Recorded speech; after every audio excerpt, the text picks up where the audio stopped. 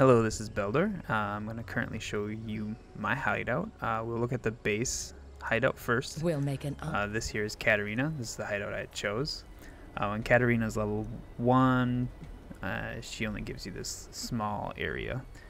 When you get her high enough level, she'll offer you a free upgrade to level 2. So this is the level 2 area. You can't remove these giant items. And then once you get her to level 6, I think she'll offer you the third and final upgrade, which is this back room. This back room has this gap in the middle, it's interesting. It adds a very open feel to it. One of the things I try to do is actually cover it up to make it look like it's a solid ground. You'll see in my hideout what I do with it, but you can put large items on the edge here where I'm standing and then have them overlap these giant areas that you can't walk in, you can't place items on. I really wish you could put items right on these little pillars coming out of the ground, but you can't. So not a whole lot in here when it starts out. It's actually as empty as it gets. You still can see the river though, which is kind of cool. They give you some lilies in there. Can't remove them if you wanted to, but let's go look at what I got. So I had set up kind of a tunnel system and some ruins area up here in the tier 2 area.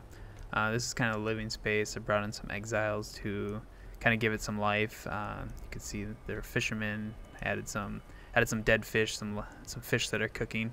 I do have a forge here. One of the things that was cool is when I upgraded from level 1 to 2, it glitched out and raised kind of like a ceiling on it. So I can't move it. Otherwise, I'll never be able to do it again because you can't actually put things on the wall and stick it to it elevated. Basically, the hideout items can only be placed on the floor, and then you kind of work with what you got for height. So once we go into the entrance area here, not quite as deep in the cave, you'll see some stalagmites once we get in there further. This is Tora's room here. I sometimes kick her out quite a bit, so this could be pretty much any other one. She's max level for me. So she ends up leaving quite a bit, but I got her in there roasting a Roa. Varichi's kind of got a setup here. He's a permanent resident until I get him to level 8. And then the back room, you can see what I meant by overlapping that empty space. I try to make it look full of gold. I think it was pretty successful. I think I'll get some more sparkles from Xana once I get some more favor with her. Make it gleam a little more, because everyone knows gold is the most valuable thing in this game. Vagan's currently set up in the back. I think I'd like to have someone else there, but I'm not sure who to put there.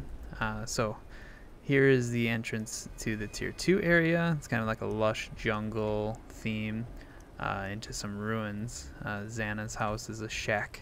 I took the typical stash and I put a box over top of it to kind of make it themed with Xana's house that I chose for. It's not much of a house. It's kind of a roof and some shelving.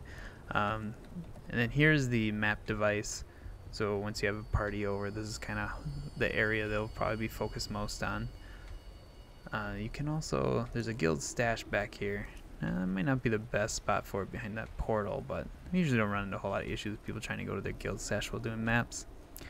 So here's kind of the ruined entrance as you come into here, and then brings you back to the forge. Alright, I'll flip it over and show you all the items that were placed in here. You got a lot of small rocks to give the floor some texture. Kind of placed them on top of the little flowers or the nightshades that are typically in here.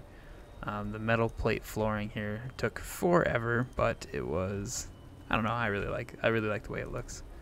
And then you can see that it's cave treasure that was put in here, and when I mouse over you can see how large it is. Some more stalagmites. A lot of lush trees in here. Flowers.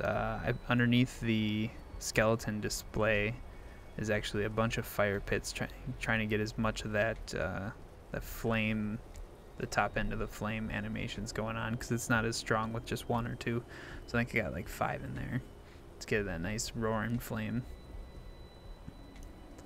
Some random flowers here and there to kind of add some more texture to the floor.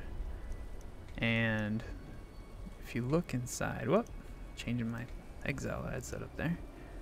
There's actually, I put some swords in here as well to simulate heating them up, getting them tempered. Alright, I hope you enjoy.